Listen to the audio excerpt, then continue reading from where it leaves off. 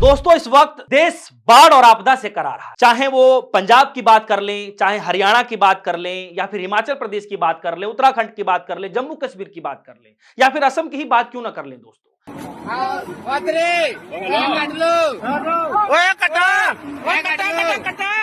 हर जगह सिर्फ तबाही ही तबाही मची हुई है दोस्तों। लाखों लोग अब तक बेघर हो चुके हैं, सैकड़ों जाने जा चुकी हैं, लेकिन केंद्र में बैठी हुई सरकार, मोदी की सरकार इस वक्त एकदम चुप है, खामोश है एकदम। अब तक कुछ नहीं किया जा रहा है। क्या किया जाना चाहिए, क्या रोड मैप बनाना चाहिए, सरकार एकदम चुप है दोस्तों। प्रधानमंत्री मोदी जी कुछ दिन पहले हाल ही में रोते हुए दिखाई दिए। वो कह रहे हैं कि मुझे गाली दी गई, मेरी मां का अपमान किया गया दोस्तों। लेकिन दोस्तों यहां सवाल है कि क्या उन लाखों महिलाओं के, उन लाखों माओं का, बच्चों का दर्द जो बाढ़ में डूब रहे हैं, जिनकी रोटियां छिन चुकी है, जिनके घर बह गए दोस्तों, क्या उनका अपमान नहीं किया जा रहा है? क्या उनका अपमान नहीं हो रहा दोस्तों? दोस्तों सवाल है कि एक विपक्ष का नेता राहुल गांधी लगातार सरकार को पहले ही भी जितने भी आपदा आती हैं वो लगातार बता देते हैं कि भैया ये चीजें होने वाली हैं, आपको ये काम करना चाहिए। और इस बार भी जब आपदा आई, तमाम राज्यों में बाढ़ आ रही है, पंजाब की बात करें सबसे ज्यादा प्रभावित राज्य माना जा रहा है, असम की बात कर लें, जम्मू कश्मीर की बात कर लें, उसके बाद जो है आप हिमाचल प्रदेश की बात कर लें, उत्तराखंड की बात कर लें, लेकिन इतना सब कुछ होने के बावजूद दोस्तों सरकार एकदम चुप रही। राहुल गांधी जी बोल रहे थे, तब भी राहुल गांधी की बातों को नकारा जा रहा था, मतलब सीरियस नहीं लिया जा रहा था। बाढ़ में लगातार जो लोग हैं वो मुसीबत की चपेट में आते रहते हैं। एक दिन गुजरता है, 2 दिन गुजरता है, 4 दिन गुजरते हैं, 6 दिन गुजर जाता है, 9 दिन, 10 दिन, बताइए इतने दिन गुजर जाते हैं, लेकिन उसके बाद भी मोदी सरकार चुप, मोदी जी खुद चुप रहते हैं सर, बताइए। और अब खबर यह आ रही है दोस्तों कि राष्ट्रपति द्रौपदी मुर्मू जी जब इस वक्त चिंता जाहिर कर रही हैं, तब जाकर के देश के प्रधानमंत्री मोदी जी उन बाढ़ जो प्रभावित जो राज्य हैं उनका दौरा कर सकते हैं, इस तरीके से खबरें आ रही हैं।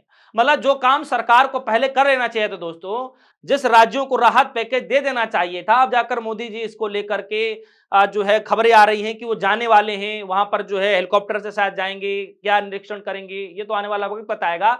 अब दोस्तों ऐसे हालात में लगातार जिस तरीके से जो हालात बिगड़ता जा रहा है, जहां पंजाब सबसे ज्यादा बताया जा रहा है कि सबसे ज्यादा वहां की जो हालात है वो खराब होती जा रही हैं। आप लुधियाना में देख लीजिए, वहां के जो आसपास के करीब 15 से ज्यादा गांव बताए जा रहे हैं कि डूब की कगार पर है, डूबने की कगार पर है। कई जगह जो है आप देखेंगे कि 40-42 या फिर लोग कह रहे हैं कि 43 के करीब लोगों की जानें जा चुकी हैं। करीब करीब 3.5 लाख से ज्यादा लोग अकेले जो है बताए जा रहे हैं कि जो है बाढ़ से प्रभावित हो चुके हैं। 19,000 से ज्यादा लोग बताया जा रहे हैं कि राहत कैंपों में जिंदगी काटने को मजबूर हो चुके हैं। और ऐसे हालात दोस्तों आप देखेंगे कि न सिर्फ पंजाब में, हरियाणा के अंदर भी ऐसे हालात होते जा रहे हैं। वहां पर भी जो है नदियां उफान पर बताई जा रही हैं, नेशनल हाईवे तक डूबते जा रहे हैं, कई जगहों पर स्कूल बंद करा दिए जा चुके हैं और अब तक कई लोगों की जानें जा चुकी है। मतलब हरियाणा में भी इस तरीके से आपदा लगातार बढ़ती जा रही है, सरकार उसको लेकर के भी चुप है।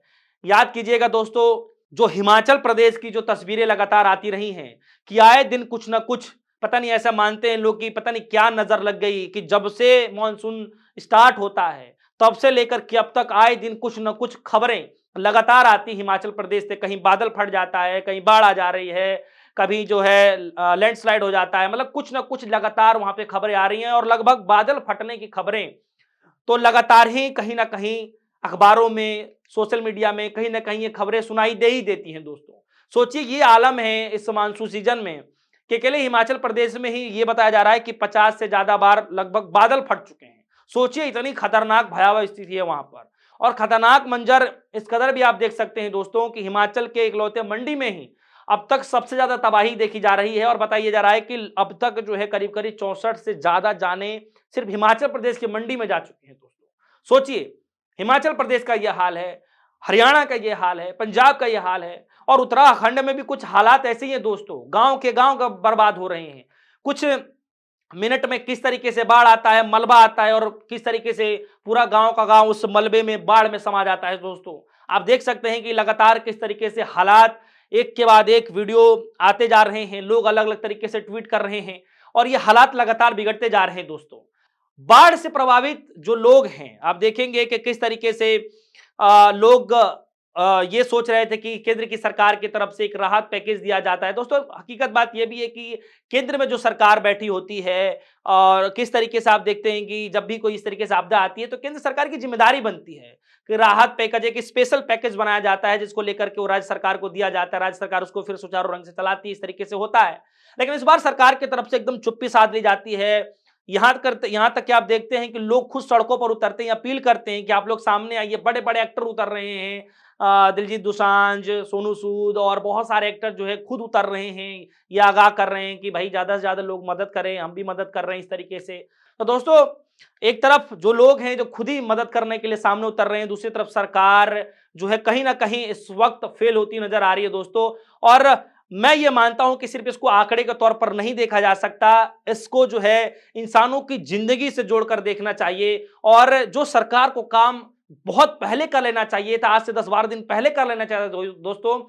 सिर्फ सरकार दिल्ली में बैठकर सिर्फ फोटो ट्वीट करने में लगी रही दोस्तों, कि आज हमें इस बात का दुख हुआ, आज हमें उस दुख हुआ दोस्तों। अब सवाल है दोस्तों कि प्रधानमंत्री मोदी जी इतनी देरी क्यों कर रहे हैं? क्यों नहीं जो है अपने नेताओं को, सांसदों को भेज रहे ऐसी जगहों पर जाने के लिए? जब इस तरीके के लोग सवाल उठाने लगे तब जाकर के प्रधानमंत्री मोदी जी का नींद टूटता है और अपने 2 मंत्रियों को जो भेजते हैं, एक मंत्री को भेजते हैं जम्मू कश्मीर, गृह मंत्री अमित शाह जी को भेजते हैं। किस तरीके से शिवराज चौहान साहब वो जाते हैं पंजाब में और उनकी तस्वीरें जिस तरीके से आती हैं दोस्तों, किस तरीके से 7-8 कैमरा पर्सन लेकर के जाते हैं, पूरा फोटो शूट होता है, पानी में उतर जाते हैं। मतलब वहां भी जो है टीआरपी का कोई छूट ना जाए हिस्सा, वहां भी मतलब टीआरपी बटोरने का पूरा खेल चल रहा है दोस्तों। और यही हालात लगभग जम्मू कश्मीर में भी देखने को मिला है दोस्तों, कि किस तरीके से कैमरा पर्सन को लिए जाते हैं, मिलने से ज्यादा, काम करने से ज्यादा, कैसे मीडिया में दिखाया जाए, कैसे लोगों तक पहुंचाया जाए कि हाँ भैया, देश के गृह मंत्री साहब पानी में उतर गए, बाढ़ प्रभावित क्षेत्र में उतर गए। और उसमें किस तरीके से फोटो एंगल हो, नीचे से फोटो शूट हो, ऊपर से फोटो शूट हो, मतलब कोई एंगल छूट ना जाए दोस्तों।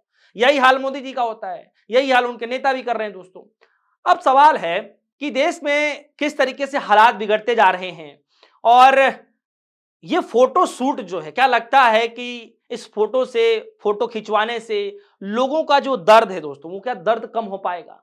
प्रधानमंत्री मोदी जी तो बार बार कहते हैं कि हम सन 2047 तक विकसित भारत बना देंगे, विकसित भारत बनाने का सपना देखते हैं। लेकिन सन 2024 में ही हालात ऐसे हो गए हैं, सन 2025 में ऐसे हालात हो गए हैं। बात दिल्ली में देख लीजिए, कई जगहों पर उफान पर है, कई जगहों के घरों में पानी घुस रहा है। गुड़गांव के हालात देख लीजिए, स्मार्ट सिटी की बात ऐसी हो रही है। पंजाब, हिमाचल प्रदेश, हर जगह जो है, हर जगह जो हालात ऐसे बिगड़ते जा रहे हैं। और स्मार्ट सिटी जो मोदी जी की स्मार्ट सिटी बताई जा रही है, चाहे गुड़गांव की बात कर लीजिए, तमाम और सिटी की बात कर लीजिए, बहुत हालात बिगड़ते जा रहे हैं दोस्तों। सोचिए स्मार्ट सिटी के जब ऐसे हालात है, तो सोचिए कि जो पहाड़ी इलाके हैं, जो गांव के जो क्षेत्र हैं, उनका क्या हाल होता होगा, जो बाढ़ से प्रभावित हो रहे हैं दोस्तों। सोचिए, हर साल हेलीकॉप्टर से हवाई जो है सर्वेक्षण होता है, हर साल जनता इसी तरीके से डूबती है, मरती है, बर्बाद होती है। लेकिन हमारे जो सरकार है, जो हमारी जो सरकार है, वो सिर्फ इन मसलों पे ना गौर फरमाते हुए, इसको सीरियस मुद्दा ना बनाते हुए, बल्कि सिर्फ और सिर्फ चुनावी मुद्दों को कैसे तेजी देनी है, कैसे उसको धार पकड़वाना है, किस तरीके से लोगों के बीच में लेकर के जाना है, सिर्फ उस पे काम किया जाता है दोस्तों। यानी यहां भी हालात ऐसे हैं कि जब तक राष्ट्रपति द्रौपदी मुर्मू जी ने उसको जो है लेकर के कुछ शब्द नहीं कहे और किस तरीके से लोकसभा में जो विपक्ष के नेता है राहुल गांधी जी, जब तक वो चिंता जाहिर नहीं कर पा रहे हैं, जब तक मोदी जी को कुछ बता नहीं रहे हैं, वो हालात हो गए हैं कि देश के प्रधानमंत्री मोदी जी स्वतः जाने की बजाय, जब इतनी गहरी चिंतन मंथन हो रहा है, जब इतनी चिंताएं व्यक्त की जा रही हैं, तब जाकर के मोदी जी नहीं सूट रहे हैं और ये कह रहे हैं कि नहीं, मुझे भी जाना चाहिए। फोटो सेशन से बाढ़ पीड़ितों का दर्द मिट सकता है दोस्तों। और क्या सरकार जो है वो क्लाइमेट चेंज से निपटने के लिए क्या कोई रोड मैप बना पा रही है? क्योंकि हम ऐसे तो नहीं देख सकते कि हर साल बाढ़ आती है दोस्तों, गर्मी के मौसम में भीषण गर्मी हो जाती है, बरसात के मौसम में बाढ़ आ जाती है दोस्तों, और ठंड के समय में ठंड बढ़ जाती है। तो क्या ऐसे चीजों से निपटने के लिए क्या सरकार कोई अच्छा खासा रोड मैप बना पा रही है? हम तो ऐसा नहीं होने दे सकते कि अपने ही देश के नागरिक हैं, जो आम नागरिक हैं, जो जनता है, हम उसको ऐसे ही मौत के हवाले करते रहें दोस्तों। दोस्तों, सरकार को लेकर इस पर क्या वो करना चाहिए, क्या काम करना चाहिए?